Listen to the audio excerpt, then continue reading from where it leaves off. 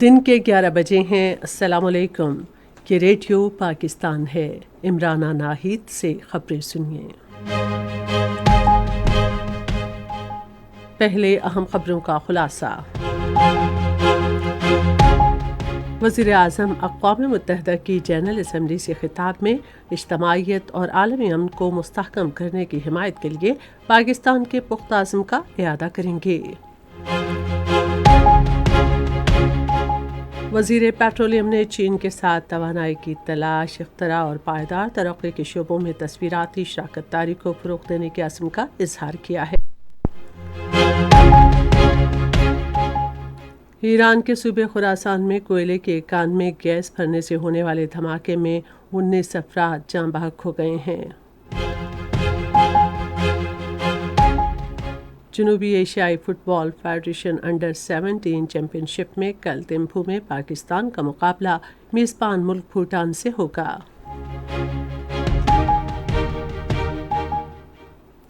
اور اب خبریں تفصیل کے ساتھ۔ وزیر اعظم محمد شہباز شریف کل سے جمعے تک نیو یارک میں ہونے والے اقوام متحدہ کی جنرل اسمبلی کے 79ویں اجلاس کے ایک اعلیٰ سطح کے سیشن میں شرکت کریں گے۔ جمعے کو اقوام متحدہ کی جنرل اسمبلی سے اپنے خطاب میں وزیر اعظم اجتماعیت کے لیے پاکستان کے غیر متزلزل عزم، عالمی امن، سلامتی اور خوشحالی کے لیے اقوام متحدہ کے کردار کی حمایت کریں گے۔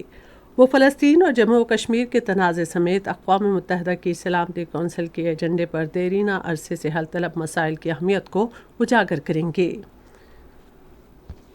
وزیر اعظم نے کہا ہے کہ عالمی رہنماؤں کے ساتھ ان کی بات چیت میں امن کے فروغ، پائیدار ترقی اور موسمیاتی تبدیلی کے مسائل کے حل پر توجہ مرکوز کی جائے گی۔ شہباز شریف نے کہا کہ امریکہ میں ان کی ملاقاتوں کے دوران بین الاقوامی سطح پر شراکت داری کو مضبوط بنانے کے لیے پاکستان کی کوششوں کو بھی اجاگر کیا جائے گا۔ وزیر پیٹرولیم ڈاکٹر مصدق ملک نے چین میں 8ویں سلک روٹ ایکسپو کے موقع پر چین کی توانائی کی بڑی کمپنی ینچانگ پیٹرولیم کا دورہ کیا ہے۔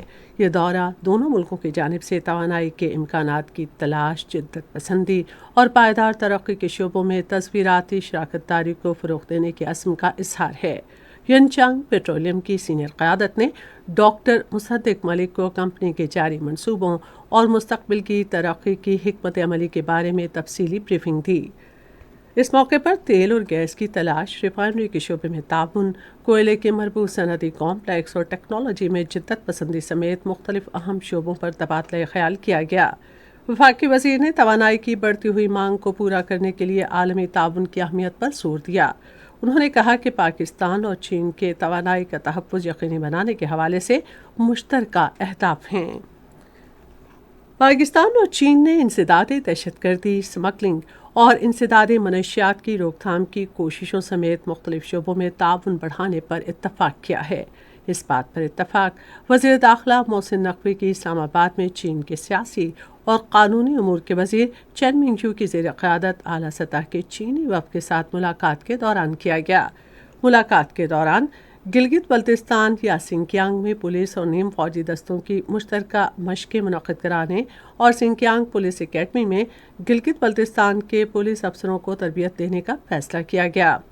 دونوں وزراء نے دہشت گردی کے خلاف جامع اقدامات کرنے پر بھی اتفاق کیا۔ وزیر داخلہ نے اس بات پر زور دیا کہ پاکستان منشیات، اسلحے اور دیگر اشیاء کی اسمگلنگ کا مکمل خاتمہ چاہتا ہے۔ پاکستان فورم لکسمبرگ نے لکسمبرگ میں رنگا رنگ ثقافتی تقریب کا اہتمام کیا، جس میں پاکستان کی متنوع ثقافتی اقدار کو اجاگر کیا گیا۔ برسلز میں پاکستان کے سفارت خانے کے ناظم الامور فراز زیدی نے تقریب میں شرکت کی۔ تقریب کا مقصد پاکستان کے ثقافتی ورثے کو فروغ دینا تھا۔ اس موقع پر کھانے پینے کی اشیاء کے اسٹال بھی لگائے گئے ہیں، جہاں تقریب کے شرکاء کے لیے مختلف پاکستانی پکوان پیش کیے گئے۔ فراز زیدی نے اس موقع پر اظہار خیال کرتے ہوئے تقریب کے اہتمام میں پاکستان فورم لکسمبرگ کی کوششوں کو سراہا۔ شمالی غزہ شہر میں ایک اسکول میں پناہ لینے والے بے گھر افراد پر اسرائیلی فضائی حملے میں کم سے کم 22 فلسطینی شہید اور 30 زخمی ہو گئے ہیں۔ گزشتہ سال 7 اکتوبر سے غزہ پر اسرائیلی جارحیت میں اب تک 41,000 سے زائد فلسطینی شہید اور 95,000 سے زائد زخمی ہو چکے ہیں۔ ایران کے جنوبی صوبے خراسان میں کوئلے کے کان میں گیس بھرنے کے باعث ہونے والے دھماکے کی وجہ سے 19 افراد جاں بحق اور کئی زخمی ہو گئے۔ دھماکے کے وقت کان میں 69 مزدور موجود تھے۔ آج گینڈے کا عالمی دن منایا جا رہا ہے۔ یہ دن منانے کا مقصد گینڈے کی تمام 5 اقسام اور ان کے تحفظ کے لیے اقدامات کے بارے میں آگاہی فراہم کرنا ہے۔ اور اب فٹ بال۔ تھمپو میں 17 سال سے کم عمر کھلاڑیوں کی جنوبی ایشیائی فٹ بال فیڈریشن چیمپئن شپ میں کل پاکستان اپنا دوسرا میچ میزبان ٹیم بھوٹان کے خلاف کھیلے گا۔ پہلے میچ میں پاکستان نے نیپال کو 1-0 سے شکست دی تھی۔ اس کے ساتھ ہی خبریں ختم ہوئیں۔ مزید خبروں اور ترسیوں کے لیے ہماری ویب سائٹ ہے radio.gov.pk اور فیس بک کے link Radio Pakistan News official پر براہ راست ویڈیو اسٹریمنگ بھی ملاحظہ کیجیے۔